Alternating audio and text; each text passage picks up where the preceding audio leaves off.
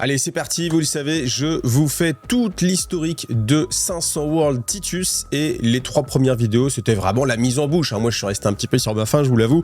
Là, on va aller vraiment sur du nouveau lore. Donc, c'est intitulé La guerre de Nova Magnor. Donc, déjà, on sait que ça va pas bien se passer. Mais en même temps, c'est un monde où il n'y a que la guerre, donc c'est assez cohérent. Le principe, on commence avec une petite narration. Donc, c'est un journal Vox, exposé analytique du système stellaire, journal Vox personnel de la libre marchande Lot, 3e du nom, agissant dans le cadre de sa lettre de marque en tant qu'explorateur supplémentum de la reconquête du vaste ultramar sur le front Vespator.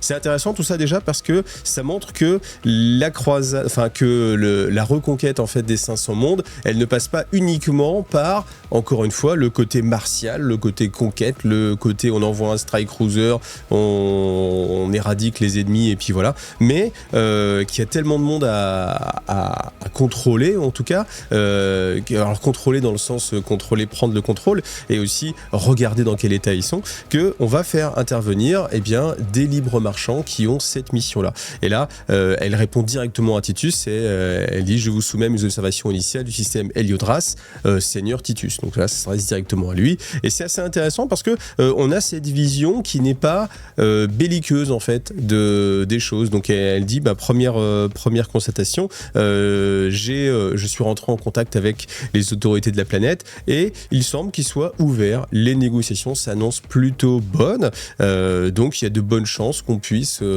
intégrer en fait ce nouveau monde dans le giron d'Ultramar. Et ça c'est assez intéressant parce qu'il y a cette part de négociation, cette part d'exploration. Alors elle cite aussi les autres mondes qu'elle a pu visiter. Elle dit ça contraste avec les 2 autres mondes qui se sont avérés hostiles alors que normalement les logisticiens désignaient ces 2 mondes comme étant impériaux, loyal à l'impérium, et bien c'est avéré qu'en vérifiant, ce n'était pas le cas. Et c'est assez intéressant encore une fois de reprendre du recul et de se rappeler que l'impérium est immense et que l'impérium est une bureaucratie immonde qui n'a pas connaissance elle-même de ce qui se passe au sein de l'Imperium. C'est impossible de savoir ce qui se passe au sein de l'Imperium. Il faut imaginer qu'il y a des milliers de mondes qui sont répartis dans la galaxie, que les communications sont quasiment impossibles et que les informations, quand elles sont transmises, ce qui n'est pas facile, quand elles sont transmises, sont traitées avec une durée qui peut avoisonner les 100 ans. Je me rappelle de certains blocs de texte, certaines lectures où du coup on nous rappelait que un loyal serviteur, un scribe en fait, renotait les informations et les compilait et que ce qu'il faisait c'était basé sur des choses qui se sont passées il y a plus d'une centaine d'années et que avec un tel délai dans le traitement des réponses, c'est compliqué de se tenir à jour. Et donc c'est pour ça que les libres marchands là vont avoir un rôle extrêmement important parce que bien sûr on ne peut pas envoyer à chaque fois un contingent de Space Marine avec un strike cruiser ou une petite flotte là où des personnages comme justement Libre Marchand peuvent faire le travail. Alors, ensuite, elle nous parle un petit peu d'autres choses. Donc, elle nous parle de d'autres mondes. Et elle dit, je vous soumets aussi le monde sauvage de Cornovium et une géante gazeuse, Lyrior, qui présente tous deux un potentiel d'exploitation intensive des ressources. L'écologie, c'est pas notre époque. Enfin, pas de l'époque du 40e millénaire. Et dans le cas de Cornovium, de recrutement au sein de vos rangs. Et oui, parce que la première richesse, encore une fois, de l'Imperium, ce sont les vies humaines, que l'Imperium peut utiliser pour mener sa guerre de conquête, guerre de territoire, guerre aussi pour garder en fait ces territoires. Par contre, elle dit l'exploration en fait de la ceinture d'astéroïdes du système est pour l'instant impossible à cause de la présence des orques. Et elle nous dit alors pour l'instant, je ne préfère pas user en fait mon contingent. Donc on sent qu'elle a aussi une petite force militaire, mais elle dit je compte pas l'utiliser dans un premier temps dans des escarmouches qui n'apporteraient pas grand-chose. Je préfère plutôt au contraire m'éloigner des combats pour essayer de reconnaître le plus de monde possible. Et elle dit il y a énormément de monde qui reste à évaluer et elle fait passer cette mission-là en priorité. Quand il y a une bonne possibilité d'intégration des mondes, elle envoie justement... alors en fait... Elle nous dit c'est une bonne mission pour votre plénipotentiaire et elle dit elle prépare justement sa mission. Donc je pense même que la plénipotentiaire, enfin c'est sûr même parce qu'elle la cite, donc Dame Vesta est en train de se préparer. Ce qui veut dire que au final, j'avais l'impression qu'il y avait beaucoup de libres marchands, mais peut-être qu'on est sur l'une des seules, parce qu'en fait la plénipotentiaire de Titus, qu'on a déjà vu, je vous ai déjà présenté il y a 2 vidéos, est sur ce vaisseau-là. Donc, on est un peu plus loin de l'idée que je me faisais au début de beaucoup de libres marchands qui partaient comme ça un petit peu repérer les choses. Donc peut-être que on est vraiment sur la flotte spécifique justement de la plénipotentiaire qui est là pour essayer de négocier les choses et de faire rentrer en fait les mondes par la voie diplomatique au sein des 500 mondes. Alors le premier combat, eh bien contre toute attente, même si du coup ça fait un peu plaisir, mais est-ce que voilà, c'est contre les tyrannides, c'est pas directement contre les nécrons, alors qu'on nous a présenté les nécrons dans le chapitre précédent. Là on arrive avec un combat sur les tyrannides. Alors la planète Idarius dans le système Héliodras luttait pour échapper aux mâchoires de la flotte ruche Léviathan. Et oui encore Léviathan. Donc les tyrannides avaient percé le flanc du front Vespator tel un dard barbelé pointé sur Idarius. Alors ce qu'on nous raconte c'est que bah voilà, les défenseurs sont assiégés. C'est un agrimonde. Les agrimondes, en fait, ce sont les planètes qui sont dédiées uniquement à la création de nourriture. On a différents types comme ça de planètes. C'est assez simple, c'est assez cohérent. Même si après, quand on réfléchit, on se dit à l'échelle d'une planète, juste vous ramenez un peu à l'échelle de la Terre et vous vous dites, bah tiens, en fait, il y a des zones qui sont cultivables et d'autres zones qui sont absolument pas cultivables. Et bah voilà, ce serait en fait peut-être un peu plus logique que les planètes fassent un petit peu de tout, parce qu'on imagine bien, vous voyez, par exemple, on imagine dans le Sahara, il n'y a pas grand-chose à cultiver ni à utiliser. Donc, si la Terre était une sorte d'agrimonde, simplement, on pourrait mettre, vous voyez, des usines en fait dans le Sahara. Enfin, si le but c'était de rationaliser à fond la construction, la productivité, au détriment complètement de l'écologie, bah voilà, il y aurait, par exemple, toute l'Europe, voilà, toute cette frange-là, toute l'Amazonie, etc. On peut imaginer que ce serait cultivé pour de la nourriture, et puis tout ce qui est désert, ce serait utilisé pour autre chose. Et là, on a souvent le sentiment, c'est ce qui est présenté, c'est qu'un agrimonde, il n'y a vraiment que ça sur la planète, alors qu'il y a plein de climats différents. Mais bon. C'est une image. Donc, en tout cas, cet agrimonde, voilà, se fait assaillir par les tyrannides. Si je mets un petit peu plus loin, en fait, on va nous parler d'une bataille sur un spatioport, sur un endroit particulier, c'est l'endroit où arrivent les Space Marines, et en fait, à chaque fois, je me dis, mais attends, on parle d'une planète, en fait. Là, c'est comme si vous parliez d'un quartier, d'une guerre de quartier, où sur l'usine de production 27, les ultramarines avaient réussi à stopper l'avancée des tyrannides. Mais tu te dis, mais attends, s'il y a des flottes qui sont en orbite de tyrannides, vous voyez, en fait, c'est une question d'échelle à chaque fois. Je trouve que, même si, imaginez 1000 Space Marines, chapitre, vous l'envoyez, imaginez en Europe en fait, je sais pas, rien que ou même sur la France en fait, par kilomètre carré, s'il y a des tyrannides qui sont censément un peu partout. Vous voyez, il y a une notion en fait d'échelle qui pour moi est un petit peu compliquée. Et en fait, bon, peu importe, mais ce qu'on nous raconte là, c'est voilà, les défenseurs sont assiégés, ils ne vont plus tenir. Heureusement, la flotte à 2 Titus arrive, donc là on voit qu'il y a plusieurs vaisseaux, il y a plusieurs vaisseaux Space Marine, donc il y a des vaisseaux ruches qui sont en orbite, donc c'est des vaisseaux tyrannides. Ils se font surprendre par les manœuvres d'attaque justement de la flotte de Titus. Comme ça, on peut nous parler du Commodore Silva. Hein. Commodore Silva, je vous ai déjà présenté, celui qui dirige justement la flotte. Tout ça, ça permet de mettre son nom, hein, j'imagine. Je suis très critique hein, sur ce début-là, mais c'est vrai que quand on remet les choses un peu en perspective, bon bah voilà, même une flotte ruche, là on a quand même plusieurs biovaisseaux qui sont en orbite autour de la planète et pas 4 vaisseaux qui sont... Enfin, c'est pas l'image que ça donne, en tout cas j'imagine pas une invasion de tyrannides qui va assimiler la planète, parce que c'est ça aussi la notion, c'est que là la flotte ruche, la vrille de Léviathan, elle est là pour assimiler le monde. Donc assimiler le monde, j'en parlais dans une autre vidéo, j'imagine que il y a beaucoup de ressources en fait, il n'y a pas 4 biovaisseaux qui vont juste aspirer toute l'eau de la planète. Enfin, faut imaginer aussi cette notion-là, parce qu'en fait, les tyrannides, ils vont prendre toutes les ressources de la planète et donc toute l'eau, toute la masse végétale. Et en fait, rien que ça représente un volume colossal. Donc, on n'est pas sur 4 vaisseaux qui peuvent se gorger comme des tiques immenses et gonfler et prendre, je sais pas, 1000 fois leur volume. Bon, donc du coup, moi j'imagine beaucoup plus, comme on a pu voir en fait dans certaines vidéos, où on a vraiment une nuée un peu comme des sauterelles en fait, vous voyez, où il y a un nombre incalculable de vaisseaux qui mangent chacun peut-être l'équivalent d'une fois leur poids, peut-être, je ne sais pas, et en fait ça suffit à enlever toute la biomasse de la planète. Donc une force de Space Marine, aussi fort soit-il, aussi bien commandé par le commandant Silva soit-il, je pense que ce serait quand même compliqué pour eux de mener cet assaut. Mais en tout cas, ils réussissent à mener l'assaut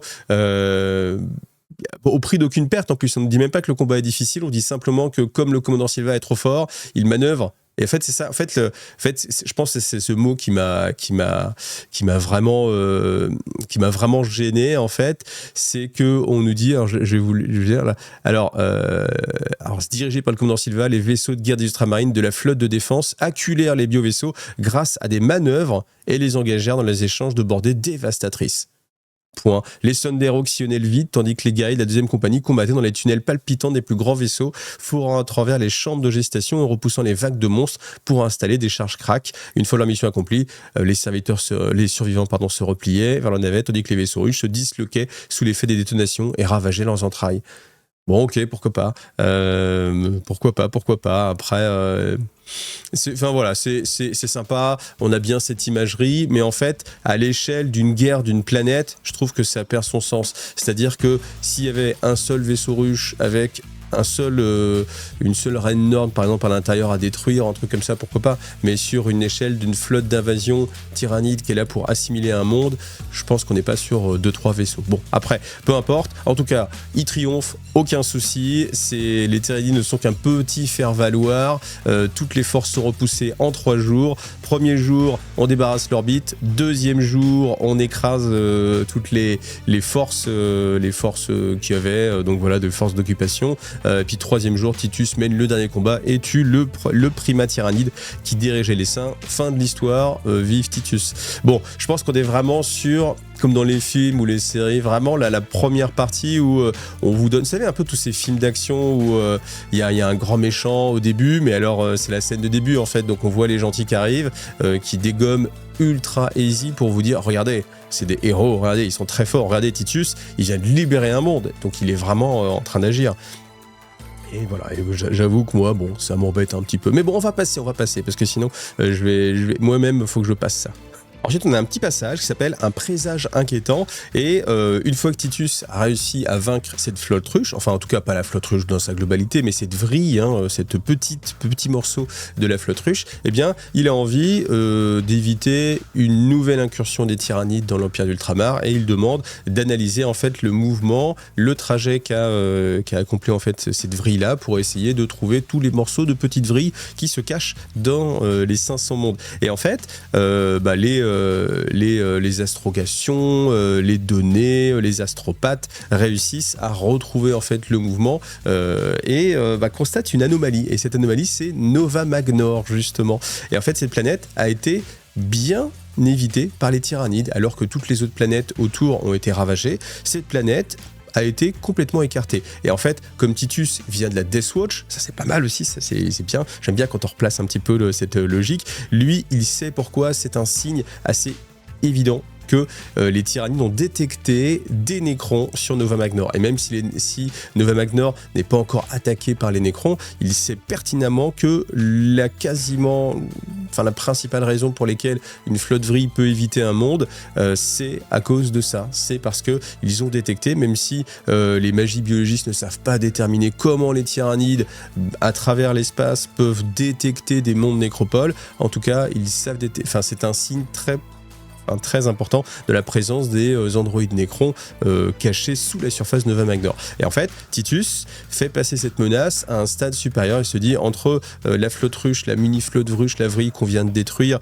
et puis ce monde nécropole qui se cache au sein de Nova Magnor, eh bien c'est une priorité. Et il envoie justement toutes ses forces sur Nova Magnor pour éliminer la menace Nécron. Alors la suite, vous allez voir, elle est beaucoup plus croustillante. Donc la flotte de Titus arrive au-dessus de Nova Magnor. Et en fait, Nova Magnor, c'est un monde qui est en train d'être colonisé, qui a été colonisé donc récemment par l'Imperium. Donc on n'est pas sur une occupation complète de la planète avec des cités ruches, mais sur quelque chose d'émergent.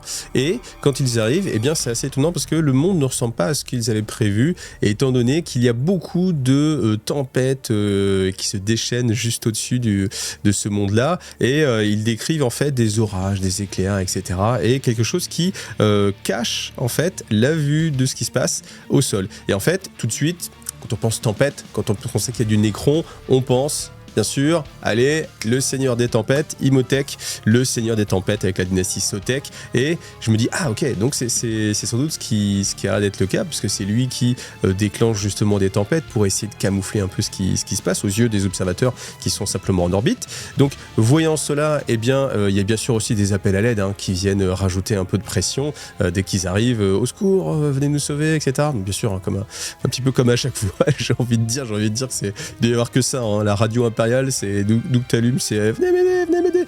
T'en entends tout le temps. Donc il y a deux options qui s'offrent à Titus. Une qui est proposée par Gadriel, qui dit qu'il faut directement aller s'occuper du sort du gouverneur planétaire. Donc on nous donne un petit peu des noms. Donc la capitale de Nova Magnor s'appelle le Premier Sceau. C'est le nom de la ville. Et l'endroit où est la forteresse du gouverneur, c'est le Bastion Obstinus. Je pense qu'on en aura de nouveau envie, de nouveau des nouvelles de ça. Le gouverneur s'appelle Adrika Gallo. Voilà, comme ça vous avez les personnages. Donc la proposition de Gadriel, c'est tout simplement sécuriser le gouverneur. Et puis une fois qu'on aura information de savoir s'il se porte bien ou pas, se coordonner avec lui pour regarder comment gérer la situation. On a une autre option qui est proposée par la Legatus Minervas. Et en fait, elle, c'est plutôt de l'observation. C'est quelque chose de beaucoup plus passif. C'est dans un premier temps d'envoyer des cerveau-crânes à la surface de la planète pour essayer d'avoir une vision globale, d'aller justement sous cette couche de nuages d'orage qui cache toute une partie de la planète pour essayer d'avoir des vraies informations et ne pas se jeter directement dans un combat sans avoir beaucoup d'informations. Ce qui paraît quand même assez sage. Et on nous dit, j'aime bien cette phrase quand même. Alors on nous dit, grâce au respect de Titus et de ses frères envers Minervas, ses suggestions eurent autant de poids que les leurs, malgré son statut d'humaine. Écoutez, merci, c'est heureusement, j'ai envie de dire, heureusement que il n'y a pas que, mais c'est en fait. C'est important de le mettre pour dire que justement il y a beaucoup de respect, que Minervas elle est reconnue, ses talents sont reconnus même par les post-humains que sont les Space Marines, mais il faut aussi se rappeler que les Space Marines sont censément que des armes, techniquement, ça va en faire frissonner certains, mais faut se rappeler qu'à la base ils se doivent d'obéir aussi aux forces qui sont simplement des humains, qui sont peut-être, si elles sont à cet emplacement-là, c'est qu'il y a une raison en fait, et voilà, bon. Mais là, on a vraiment cette vision des Space Marines. Bon, après, on est aussi avec les forces d'Ultramar, et sur Ultramar, les Space Marines ont une prédominance encore supérieure au reste de l'Imperium, donc ça peut encore se défendre.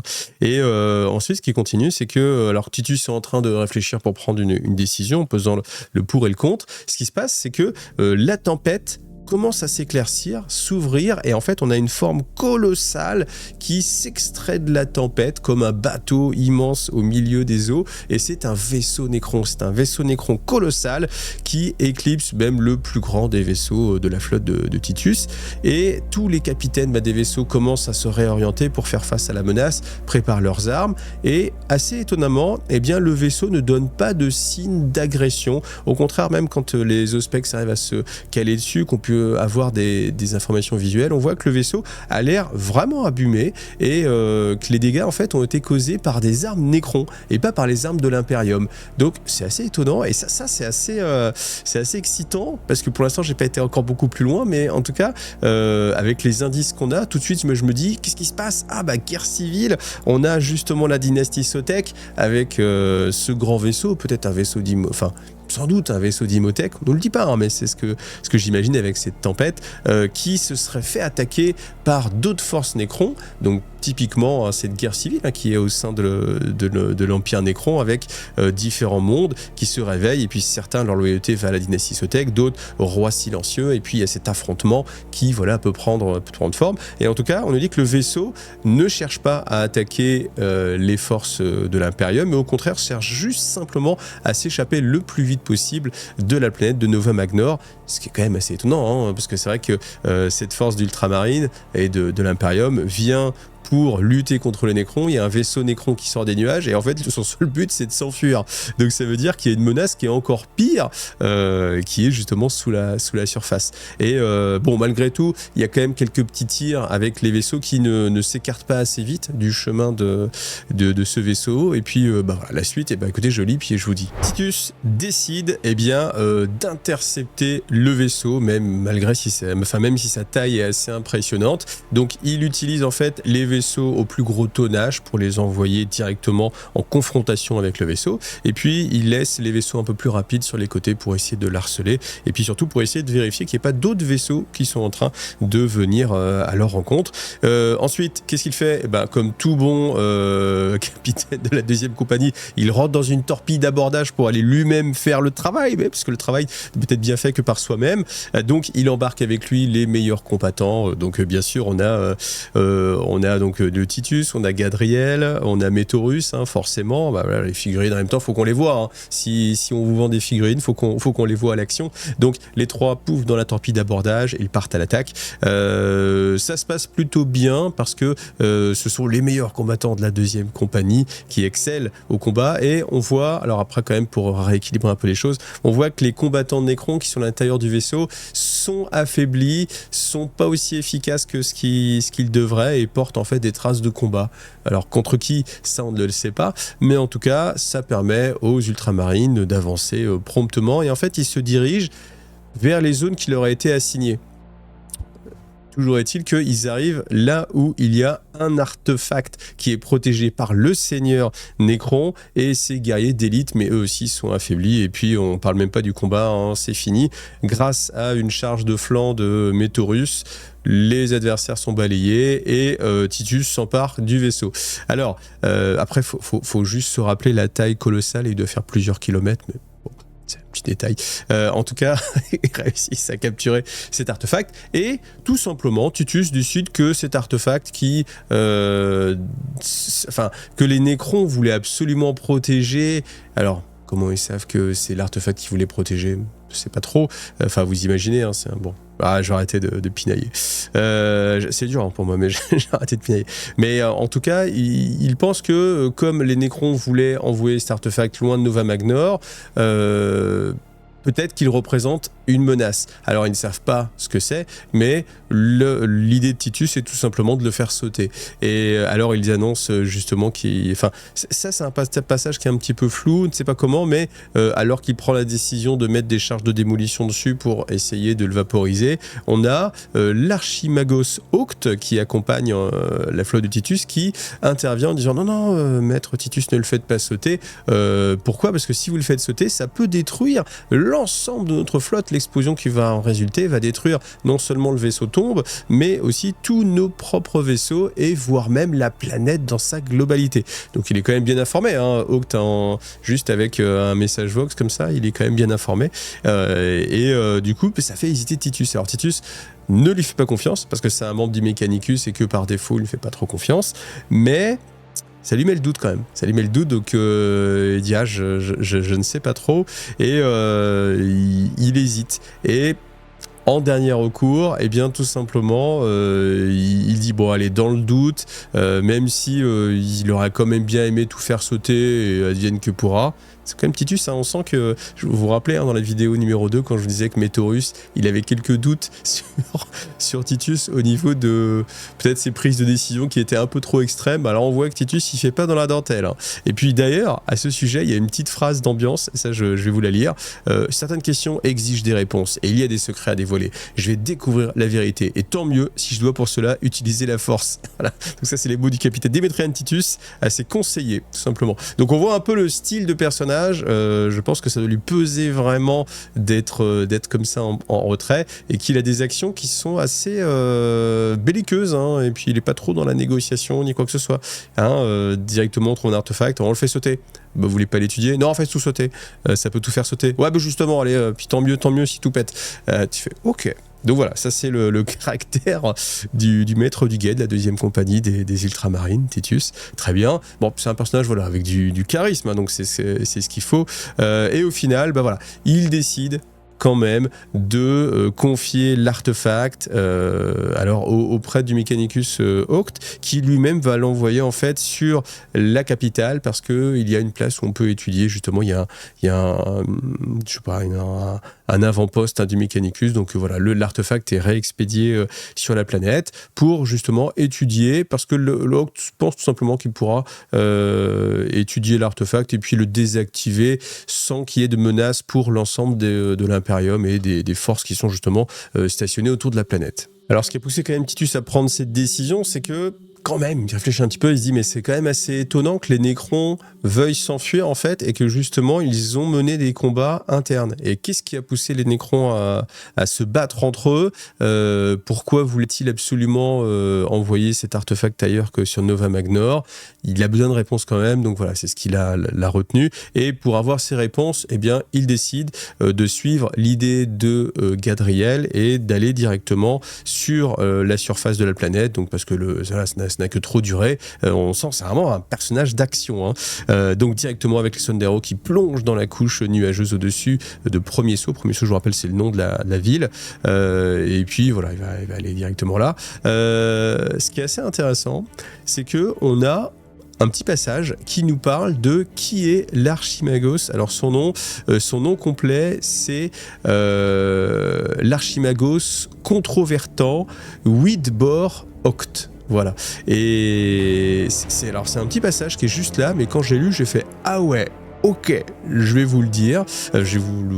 Donc en fait, ce qui se passe, c'est que c'est un Archimagos, donc avec son rang très élevé, il a l'autorisation d'étudier les plus grands secrets, les plus grands artefacts qui peuvent être récupérés par les différentes croisades, de l'archéotechnologie, les xénotechnologies. Dans un premier temps, lui, il était vraiment opposé à l'étude des objets xéno. Donc les archéotechnologies, c'est ce qui a été développé par l'humanité et qui est retrouvé, donc typiquement les schémas de construction standardisés. Alors que les xénotechnologies, c'est bien évidemment tout ce qui appartient à d'autres espèces et qu'ils croisent en chemin. Et en fait, lui-même a travaillé avec l'Inquisition pour atomiser, c'est le mot, les Magis qui découvrent et utilise, et explore en tout cas les xénoconstructions. Et au fur et à mesure du temps, eh bien, il s'est rapproché d'une secte secrète qui est sur Mars. Et cette secte secrète, c'est dur à dire, cette secte secrète, faut le dire 4 fois de suite. Allez, dites-le 4 fois de suite et vous avez un bonus. Eh bien, tout simplement, attention, attendez-vous bien, asseyez-vous bien. Il devint ainsi un serviteur de la divinité martienne asservie appelé le Dragon. Donc le Ctan Dragon, l'échar de Ctan qui est vénéré sur Mars. Voilà, donc c'est un fervent défenseur des Ctan. Et en fait, il croit tout simplement qu'en libérant les Ctan, les échards de Ctan, eh bien, les entités seront reconnaissantes. Et au-delà de ça, en fait, comment c'est vu à travers son prisme de prêtre du Mechanicus, c'est que l'écharde de Ctan du dragon représente un ange de l'Omni-Messie. Et c'est une sorte de porte-parole de l'Omni-Messie, étant donné que c'est une forme mécanique, donc c'est une forme mécanique parfaite, c'est l'incarnation de ce que l'Omni-Messie peut faire de plus beau, et qu'ils doivent absolument libérer les échardes Ctan dragons. Donc celle du dragon, pour la grande gloire de l'Omni-Messie, et afin que son message leur soit révélé. Voilà. Et c'est pour ça, en fait, qu'il est venu dans le royaume d'Ultramar pour suivre, en fait, la reconquête des 500 mondes, parce qu'il sait que, forcément, il y a beaucoup de présences Nécrons qui ont été désignées, et que, sans doute, eh bien, les forces de Titus vont avancer, vont détruire les mondes nécropoles, et que lui va pouvoir récupérer, comme ça, les artefacts qui sont laissés derrière, et sans doute les subtiliser à la vue de Titus et réveiller les échardes qui sont endormis et peut-être, encore une fois, là on revient sur ce que je disais dans la vidéo numéro 3, peut-être libérer ou refusionner les échardes pour recréer l'entité principale. Et on a cette quête, donc on a du coup une double quête, aussi bien d'Amentar pour les fragments du Nightbringer, faut avoir vu la 3e vidéo pour ça, je vous invite à aller la regarder si vous ne l'avez pas vue, et en parallèle plutôt, l'Archimagos controvertant Octe qui lui cherche à réussir à récupérer des échardes du dragon. Donc c'est assez marrant ces deux quêtes comme ça qui sont en parallèle. Et puis tout de suite on sait que c'est un traître, hein. Là il n'y a pas de doute envers l'Imperium, c'est un traître. Lui, son but, c'est de vénérer l'Ectane, et en l'occurrence, plutôt le dragon, pas n'importe quelle forme d'Ectane, mais vraiment le dragon. Et il le fait au sein de Mars, hein, de cette secte de Mars, et puis au sein justement de cette croisade de Titus, en se faisant passer toujours pour quelqu'un qui officiellement va lutter contre les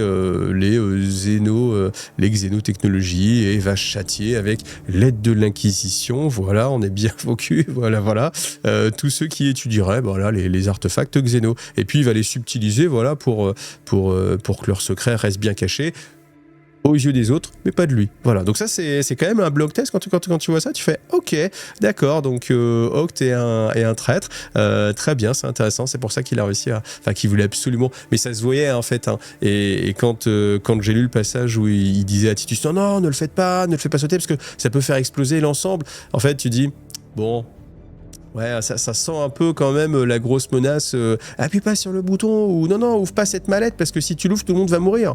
Comment ça, tout le monde va mourir? Non, mais si tu ouvres la mallette, tout le monde va mourir. Cette petite mallette là? Ouais, ok.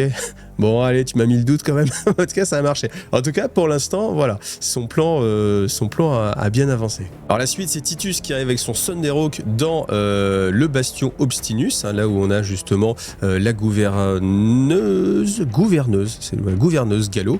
Et puis, voilà, tout simplement, il arrive, il défend tout ça, il fait les présentations d'usage, et puis tout de suite, il s'impose comme le chef de guerre qui va mener la contre-attaque contre les Nécrons. Alors, lors de la descente, en fait, ils ont pu observer le paysage de Nova Magnor. Et ce paysage, tout simplement, c'est des cités Nécrons qui ont émergé de la croûte terrestre. Donc, on a soit, en fait, des fractures de la croûte terrestre avec des coulées de lave suite aux nécropoles qui se sont élevées et qui ont fracturé, encore une fois, la croûte de la planète.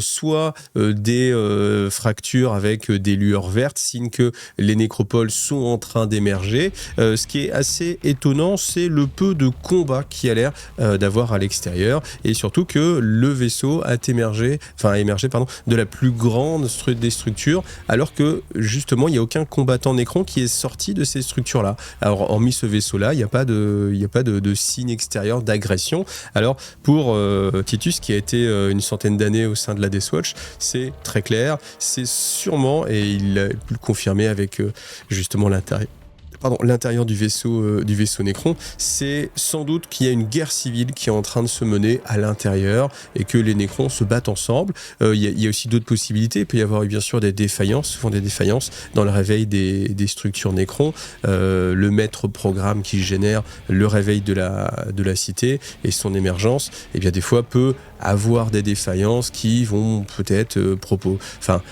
faire rentrer en conflit des groupes à l'intérieur de cette nef, en fait. Ou alors ce qui peut arriver aussi, c'est que le départ en fait du seigneur complique l'ordre, en fait, parce qu'en fait il y a toute une hiérarchie à respecter, et si celui qui a les protocoles de commandement sur les guerriers Nécrons inférieurs s'en va, et bien peut-être que le programme du coup lui va peiner, pas pouvoir définir directement qui va être le successeur, et que peut-être au sein justement des nobles qui sont successeurs, il y a cette guerre de pouvoir entre leurs différents partisans pour savoir qui va prendre le contrôle de la cité qui vient d'émerger, étant donné que le seigneur dirigeant lui est parti. Mais en tout cas, il sait que c'est une occasion à saisir, parce que, étant donné que soit il y a des faillances, soit des combats internes, c'est le bon moment. Et là encore, on retrouve Titus. Titus se dit qu'avec un explosif suffisamment puissant, il veut tout faire péter, il veut tout le temps tout faire péter. Il y a un coup à jouer pour justement détruire cette cité. Alors, Là aussi, en fait, quand on réfléchit, faut se rappeler que c'est des cités qui font bouger la croûte terrestre, les continents, peut-être pas les continents, mais enfin, vous voyez, quelque chose quand même d'assez colossal qui fait plusieurs dizaines de kilomètres, un explosif suffisamment puissant. Bon, pourquoi pas, il aime bien tout faire péter, mais peut-être que, en fait, tout simplement, si on est rendu à ce point-là, peut-être qu'en restant simplement en orbite et qu'en envoyant quelques tirs de barrage, pas forcément un exterminatus, hein, mais vraiment un bombardement orbital, étant donné qu'il n'y a aucune force Nécron. Voilà. En fait, vous voyez, c'est souvent, on nous dit, ah oui, parce qu'en fait, c'est souvent ça. Les vaisseaux en orbite, ils ont des forces colossales, ils peuvent raser des villes sans problème, mais souvent ils ne le font pas parce qu'il y a un duel dans l'espace. Duel, on l'a déjà vu sur plein de romans, sur plein de combats que je vous ai narrés sur la chaîne. Souvent les vaisseaux, ils peuvent pas intervenir parce qu'eux-mêmes ils sont occupés à se battre. Hein. C'est ce qui s'est passé là dans les dernières vidéos que je vous ai sur le siège de Cadia. Ça se bat en orbite, donc les vaisseaux peuvent pas intervenir. Là, il n'y a rien en orbite, étant donné que le seul vaisseau a été désemparé par Titus.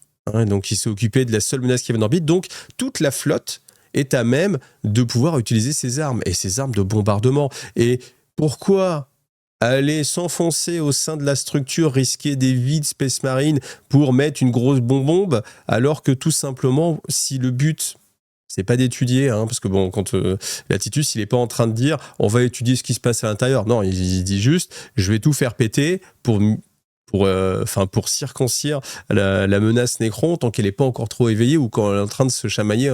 Voilà. Tu fais des tirs orbitaux. Il y a aucun moment où tu préfères aller te fighter. Voilà. Sauf si juste ton but, c'est de mettre un DLC sur Space Marine 2 et que ce soit le combat de Titus qui va dans la nécropole. Sinon, il n'y a aucune raison d'envoyer des hommes sur le terrain pour faire sauter alors qu'on peut tout faire sauter depuis l'orbite et qu'on a cette capacité-là. Voilà. Bon, ça, c'est toujours un peu le côté gênant. Mais sinon, c'est quand même assez... Enfin, c'est Titus, là, il est vraiment... il est chaud, hein. Il est chaud. Il est pas très mesuré, en fait. Voilà. Et alors qu'il y a d'autres façons de le gérer. Après, ce qu'on nous dit aussi, c'est que les forces des guerriers des ultramarines, alors pas uniquement les Space Marines, mais les auxiliaires sont envoyés aussi sur la planète. Donc, on a des navettes aux couleurs des ultramarines, qui viennent pour protéger la planète, établir des cordons de défense, renforcer les défenses, justement en prévision de l'attaque des Nécrons, même si il n'y a pas trop d'attaques de Nécrons. Ça, c'est quand même quelque chose qui est notable. On a aussi une grosse navette de l'Archimagos Oct qui transporte l'artefact. Donc moi j'imaginais que c'était quand même beaucoup plus grand, mais bon, ça se fait transporter par la planète, très bien, et qu'il l'emmène sur le complexe, encore une fois, du Mechanicus qui est sur la planète pour l'étudier en toute tranquillité, en toute impunité, et en toute confiance de par Titus qui le laisse faire. Voilà. Donc ensuite, le prochain passage, alors s'il y a peut-être un passage qui est sympa à noter, c'est que quand Titus arrive et annonce que c'est lui qui va prendre la direction des combats, certains des conseillers de la gouverneuse se disent oulala, mais il arrive tout de suite, il prend le contrôle, et en fait la gouverneuse les calme en disant mais non, mais en fait au contraire c'est l'atout que nous avons de faire partie des 500 mondes d'Ultramar, c'est que nous avons accès aux meilleurs défenseurs, donc aux Space Marines, aux Ultramarines quand il y a un problème, et c'est une situation critique. La planète est dévastée par ne serait-ce que l'émergence, en fait c'est ça qu'il faut prendre en note, c'est que ce n'est pas l'attaque Nécron, mais c'est simplement les mondes nécropoles qui viennent à la vie, et quand ils viennent à la vie, ils reviennent à la surface, et rien que ça détruit toutes les forces de l'Imperium et la moitié des cités. Et voilà, cette situation critique, parce que sans doute les guerriers nécrons vont sortir de ces mondes nécropoles et vont attaquer les humains, et là, avoir de son côté les ultramarines, c'est quand même plutôt un gage de qualité, et ça renforce la gouverneuse dans l'idée que c'était une bonne idée de faire partie des 500 mondes de Titus, des ultramarines de Guilliman. Donc ensuite, une fois que les papiers sont signés et que Titus a pris le contrôle des forces militaires de la planète, ni une ni deux, il s'envoie dans le Thunderhawk en direction le monde Nécropole pour le faire sauter. Donc il vient avec une petite bombe à vortex qu'il a récupérée dans l'arsenal du juste Führer. Alors il y a quelques Magis qui sont là bien sûr pour l'armée. Voilà, donc voilà, il aime bien faire tout sauter quand même.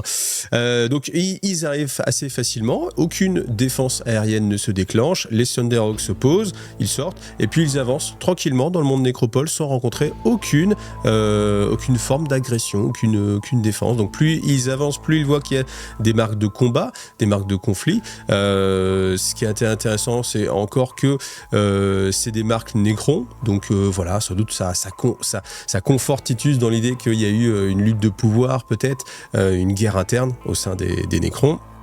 Et puis on commence à trouver des serviteurs Canoptech qui sont endommagés, détruits, encore une fois par des armes Nécrons.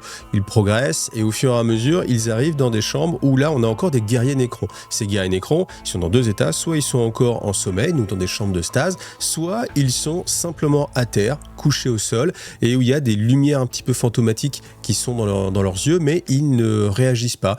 Donc les Space Marines avancent parmi eux. Alors Titus donne surtout l'ordre, ça c'est la force de quelqu'un qui a passé une centaine d'années dans la Death Watch, de ne pas tirer et de ne pas achever ou attaquer les guerriers Nécrons, parce que il y a cette sorte de magie, peu importe ce que c'est, il y a quelque chose qui parasite en fait les Nécrons, et comme tant qu'elle est à l'œuvre, on va surtout pas la déranger et on va pas rentrer en combat avec eux. Donc ils en viennent à marcher sur les corps des Nécrons qui sont sans vie. Donc les Magis, les Magos essayent tant bien qu'ils peuvent de mener la bombe vortex. Alors vous me direz, mais où l'emmène-t-il? Moi c'est ma question, je me suis posé la question, je me dis mais il l'emmène où en fait cette bombe vortex? Est-ce qu'elle doit être à un endroit particulier? On ne sait pas. Donc ils avancent et puis à un moment donné ils arrivent dans une grande salle avec une salle tellement énorme, on nous dit que on ne voit pas le plafond tellement elle est élevée, et au milieu il y a un monolithe colossal, c'est pareil, et Titus se dit tiens c'est là qu'on va mettre la bombe à vortex. Alors après on peut imaginer qu'il a déjà combattu dans des mondes Nécropole et qu'il connaît l'architecture des mondes Nécropole qui est toujours un petit peu similaire,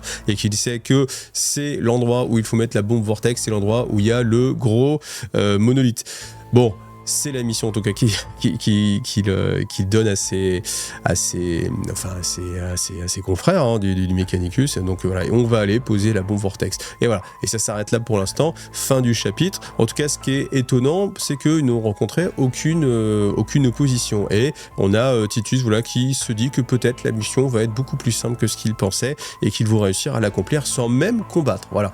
Bon, j'ai été un petit peu bête tout à l'heure parce que je vous ai dit « Ah oui, mais c'est sans doute que dans Space Marine 2, ils veulent vendre un DLC. » Non, mais je suis trop bête. C'est pas comme si... Je me suis rappelé, mais je me dis « Mais tiens, c'est pas comme s'il y avait une boîte qui était sortie avec des décors Nécrons, avec du combat d'abordage peut-être dans une cité funéraire Nécron. Ah oui, tiens, c'est pas bête ça. C'est pas bête ça. Donc voilà.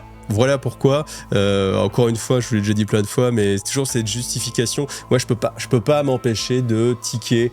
Alors, ok, je trouve ça cool, mais quand on a l'orbite, quand on a des vaisseaux qui peuvent envoyer, pourquoi pas envoyer une torpille avec cette bombe vortex à l'intérieur, tout simplement. Non, faut qu'on aille à pied dans la cité Nécron pour aller la poser, l'activer, appuyer sur un bouton pour qu'il y ait le compte à rebours avec les chiffres qui vont s'égrener. Enfin bon voilà, mais bon, le but c'est quoi? C'est de vendre du jeu. Mais en même temps, c'est ce qu'on veut, nous ce qu'on veut c'est jouer, parce que sauf si vous êtes un joueur de Battlefield Gothic, auquel cas vous auriez préféré que ça se passe en orbite.